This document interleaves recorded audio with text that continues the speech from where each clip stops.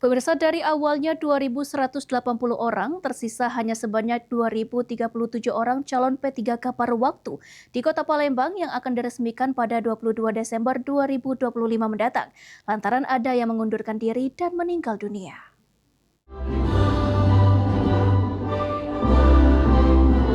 Ditemui pada Senin 15 Desember 2025, Kepala BKPSDM Kota Palembang Yanuar Panyani menegaskan, peresmian P3K paruh waktu dijadwalkan pada tanggal 22 Desember 2025.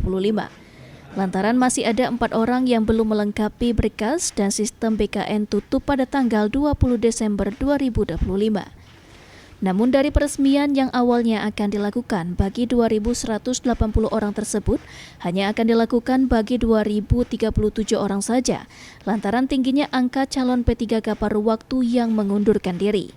Salah satunya seperti pada formasi guru yang sebelumnya dibuka secara nasional melalui program PPG, namun saat diterima, lokasi tugas terlalu jauh dari domisili, kemudian ada juga calon P3K paruh waktu yang meninggal dunia.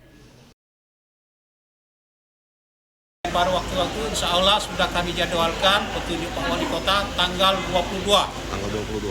Senin depan. Karena sistem BKN itu close-nya tanggal 20. Jadi kan memang banyak. Ada 2.000 awal 2180.